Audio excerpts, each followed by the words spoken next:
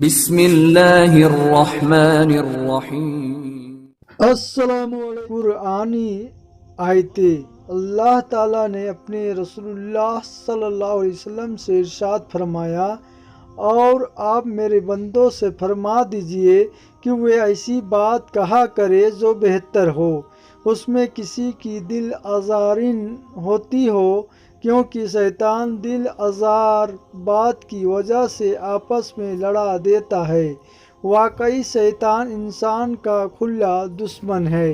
اللہ تعالیٰ کا ارشاد ہے، مسلمانوں، اگر کوئی شریر تمہارے پاس کوئی خبر لے کر آئے جس میں کسی کی شکایت ہو تو اس خبر کی خوب چھان بین کر لیا کرو کہ کہیں ایسا نہ ہو کہ تم اس کی بات پر اعتماد کر کے قوم کو نادانی سے کوئی نقصان پہنچا دو، پھر تمہیں اپنے کیے پر پچھتانا پڑے۔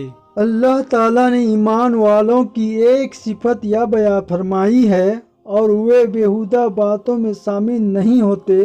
اگر اتفاقاً بیہودہ مجلس کے پاس سے گزرے تو سنجیدگی اور شرافت کے ساتھ گزر جاتے ہیں۔ منافقوں نے حضرت عائشہ رضی اللہ عنہا پر ایک مرتبہ تہمت لگائی۔ بعض بھولے بھالے مسلمان بھی سنی سنائی اس افواہ کا تذکرہ کرنے لگے۔ اس پر یہ آیت نازل ہوئی۔ اللہ تعالیٰ کا ارشاد ہے، تم اس وقت عذاب کے مستحق ہو جاتے جب کہ تم اپنی زبانوں سے اس خبر کو ایک دوسرے سے نقل کر رہے تھے اور اپنے منہ سے ایسی بات کہہ رہے تھے جن کی حقیقت کا تم کو بالکل علم نہ تھا، اور تم اس کو معمولی بات سمجھ رہے تھے جس میں کوئی گناہ نہیں، حالانکہ وہ اللہ تعالیٰ کے نزدیک بڑی سخت بات تھی۔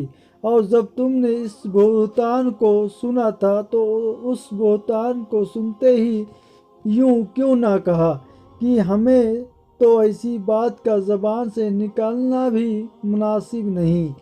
اللہ کی پناہ، یہ تو بڑا بہتان ہے۔ مسلمانوں، اللہ تعالیٰ تم کو نصیحت کرتے ہیں کہ اگر تم ایمان والے ہو تو آئندہ پھر کبھی ایسی حرکت نہ کرنا کہ بغیر تحقیق کے غلط اڑاتے پھرو۔ نبی کریم صلی اللہ علیہ وسلم کی حدیث۔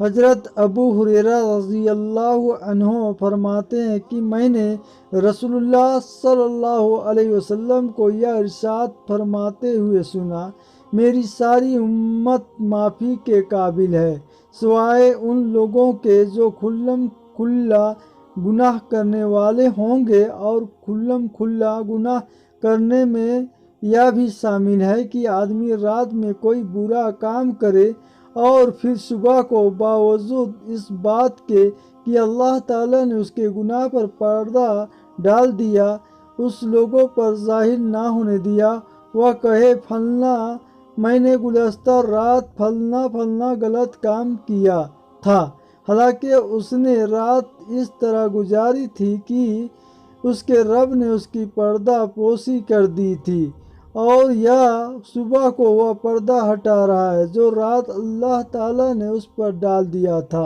حضرت عبد الرحمن بن ابو بکر رضی اللہ عنہ فرماتے ہیں کہ رسول اللہ صلی اللہ علیہ وسلم کے سامنے ایک شخص نے دوسرے آدمی کی تعریف کی، اور جس کی تعریف کی جا رہی تھی وہ بھی وہاں موجود تھا۔ رسول اللہ صلی اللہ علیہ وسلم نے ارشاد فرمایا، افسوس ہے تم پر، تم نے تو اپنے بھائی کی گردن توڑ دی۔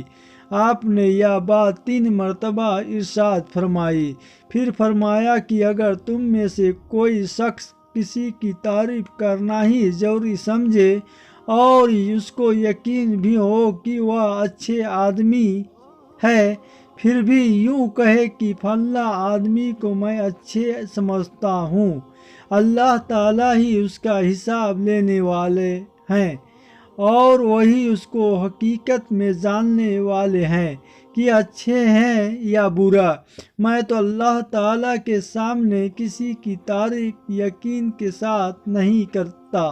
حضرت ابو ہریرہ رضی اللہ عنہ روایت کرتے ہیں کہ رسول اللہ صلی اللہ علیہ وسلم نے ارشاد فرمایا، آدمی کے اسلام کی خوبی اور کمال یہ ہے کہ وہ فضول کاموں اور باتوں کو چھوڑ دے۔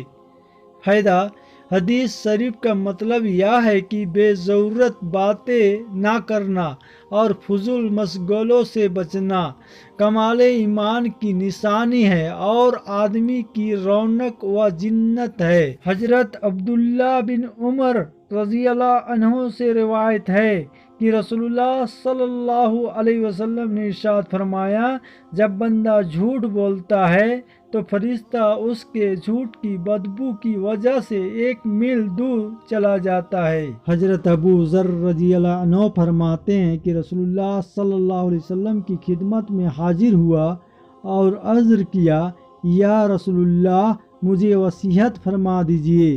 آپ صلی اللہ علیہ وسلم نے فرمایا، زیادہ وقت خاموش رہا کرو کہ بلا ضرورت کوئی بات نہ ہو، یہ بات شیطان کو دور کرتی ہے اور دین کے کاموں میں مددگار ہوتی ہے۔ حضرت ابو ذر رضی اللہ عنہ فرماتے ہیں، میں نے عرض کیا، مجھے کچھ اور وصیت فرمائیے۔ آپ صلی اللہ علیہ وسلم نے ارشاد فرمایا، زیادہ ہنسنے سے بچتے رہنا، کیونکہ یہ عادت دل کو مردہ کر دیتی ہے اور چہرے کی نور کو ختم کر دیتی ہے۔ حرام لقمے کا گلے سے نیچے نہ اترنا۔ ایک مرتبہ رسول اللہ صلی اللہ علیہ وسلم کسی کی نماز جنازہ پڑھ کر واپس آ رہے تھے۔ راستے میں ایک آدمی ایک عورت کی طرف سے کھانے کا دعوت دینے آیا تو حضرت رضی اللہ عنہ نے دعوت قبول فرما لی اور رسول اللہ صلی اللہ علیہ وسلم اپنے صحابہ کے ساتھ اس عورت کے گھر تشریف لے گئے۔ جب کھانا سامنے رکھا گیا تو سب سے پہلے حضور صلی اللہ علیہ وسلم لقمہ اٹھایا اور پھر صحابہ نے کھانا شروع کر دیا، لیکن وہ لقمہ حضور صلی اللہ علیہ وسلم کے گلے سے نیچے نہیں اتر رہا تھا۔ تو آپ صلی اللہ علیہ وسلم نے فرمایا، مجھے لگتا ہے کہ یہ بکری مالک کی اجازت کے بغیر ذبح کی گئی ہے۔ چنانچہ خود اس عورت نے بتلایا، یا رسول اللہ صلی اللہ علیہ وسلم، میں نے ایک آدمی کو مقام وقیع بھیجا تھا جہاں منڈی لگی تھی، لیکن بکری نہیں ملی تو میں نے اپنے پڑوسی آدمی کے پاس بھیجا، مگر وہ آدمی گھر پر نہ تھا، تو پھر میں نے اس کی عورت کے پاس بھیجا تو اس نے وہ بکری اپنے شوہر کی اجازت کے بغیر دے دی۔ حضور صلی اللہ علیہ وسلم نے فرمایا، یہ کھانا قیدیوں کو کھلا دو۔ ایمان کی برکت میں جہنم سے چھٹکارا۔ رسول اللہ صلی اللہ علیہ وسلم نے فرمایا، جب جنتی جنت میں چلے جائیں گے اور جہنمی جہنم سے چلے جائیں گے تو اللہ تعالیٰ فرمائے گا، جس کے دل میں رائے کے دانے کے برابر بھی ایمان ہو اسے بھی جہنم سے نکال لو۔ چنانچہ ان لوگوں کو بھی نکال لیا جائے گا جن کی یہ حالت ہوگی کہ وہ جل کر کالے سیاہ ہو گئے ہوں گے، جس کے بعد ان کو نہر حیات میں ڈالا جائے گا تو اس طرح نکل آئیں گے جیسے دانہ سیلاب کے کڑے میں کھاد اور پانی ملنے کی وجہ سے اگ آتا ہے۔